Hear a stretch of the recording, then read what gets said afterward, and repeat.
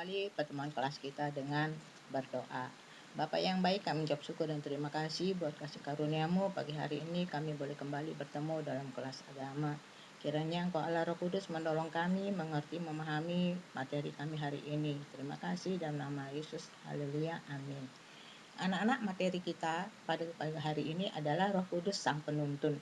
Kalau minggu yang lalu kita sudah belajar bagaimana Roh Kudus mengubahkan dan membaharui kehidupan kita. Sekarang adalah Roh Kudus Sang Penuntun. Kita bisa baca di dalam Yohanes 14 ayat 25 sampai yang ke-26. Kita lihat yang pertama adalah arti tuntunan Roh Kudus.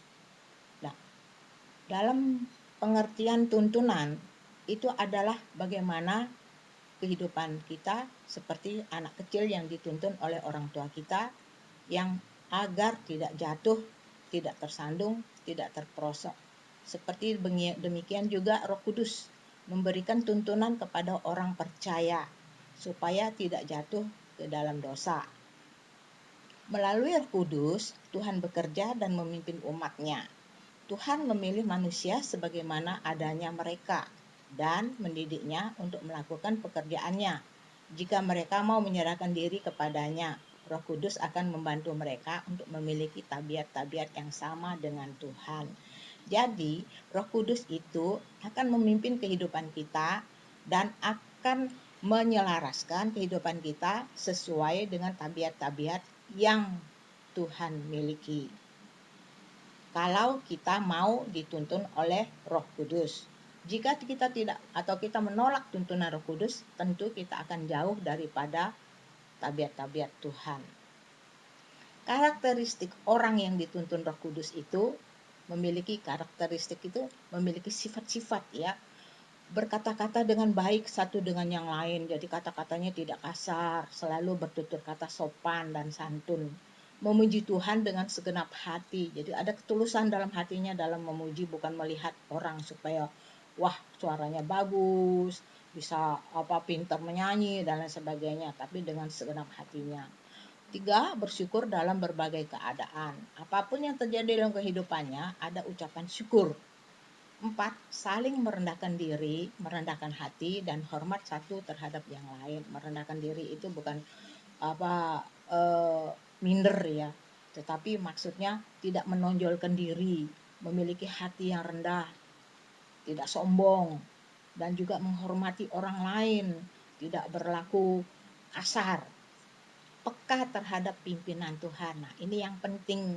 Kalau Tuhan menghendaki kita melakukan A, kita harus memahami itu adalah tujuan untuk kebaikan kita. Ya, peka. Jadi kita bisa menerima atau mengerti maksud dan rencana Tuhan.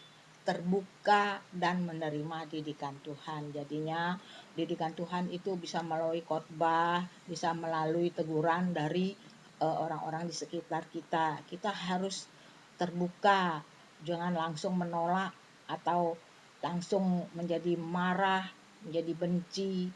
Karena pil yang pahit seringkali tidak enak, tetapi menyembuhkan. Jadi kita harus terbuka, bisa menerima didikan Tuhan yang melalui firman Tuhan, melalui teguran orang lain ya. Kemudian kita harus mencari dan mengerti tuntunan Roh Kudus. Ya, kita mencari mengerti tuntunan Roh Kudus itu kita harus memeriksa hidup kita dengan terang firman Tuhan.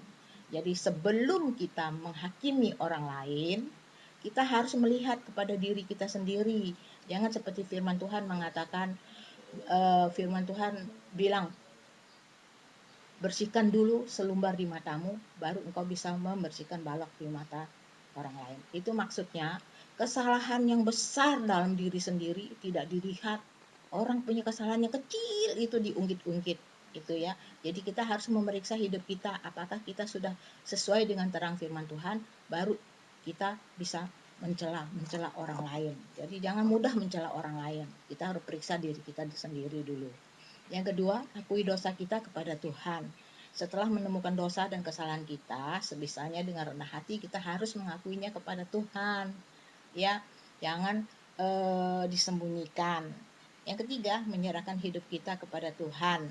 Tuhan ingin semua aspek diri kita sepenuhnya kepadanya. Jadi tidak ada setengah-tengah atau setengah di sana, setengah di sini. Dalam Yohanes 14 ayat 24 dan 25, beberapa tema muncul berkali-kali dalam Yohanes pasal 14 ini. Yang pertama adalah orang yang mengasihi Dia adalah orang yang taat. Di dalam ayat 15, ayat 21, 23, dan 24. Yang kedua, walaupun Tuhan Yesus pergi, mereka akan mempunyai hubungan khusus dengan Roh Allah. Jadi walaupun Tuhan Yesus sudah naik ke surga, orang-orang atau murid-murid Tuhan atau umat kepercayaan Tuhan itu masih mempunyai hubungan khusus dengan Roh Allah, yaitu dalam persekutuan, dalam doanya yang ditolong dan dituntun oleh Roh Allah, ayat 16, 17, dan 25 dan 26. Yang ketiga, mereka akan menyadari keesaan Tuhan Yesus dan Allah Bapa. Jadi mereka menyadari Tuhan Yesus itu adalah satu. Ayat 20, 23, 24, 26, 28, dan 31.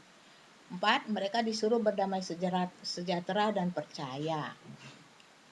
Fokus pada hari ini ada pada nomor 2, yaitu perlunya hubungan yang erat antara anak-anak Tuhan dengan Roh Tuhan yang ditinggalkan bersama dengan kita di dunia ini. Jadinya fokusnya kita itu adalah walaupun Tuhan sudah pergi terangkat ke dalam surga, kita masih tetap saat ini pun kita masih memiliki hubungan yang erat dengan Roh Allah. Jadinya kita harus tetap berhubungan dengan Tuhan dalam doa, dalam persekutuan, dalam membaca firman Tuhan, ya, dengan bantuan dan tuntunan Roh Kudus. Nah, sekian dan terima kasih. Tuhan Yesus memberkati. Materi kita cukup sekian dan kita tutup di dalam doa. Bapa yang baik, kami ucap syukur dan terima kasih buat kasih karunia-Mu yang besar dalam hidup kami. Biarlah Allah Roh Kudus yang menolong memimpin hidup kami agar kami senantiasa sesuai dengan kehendak-Mu dan sesuai dengan segala tujuan dalam hidup kami, Tuhan. Terima kasih dalam nama Yesus. Amin. Pujilah nama Tuhan. Haleluya. Amin.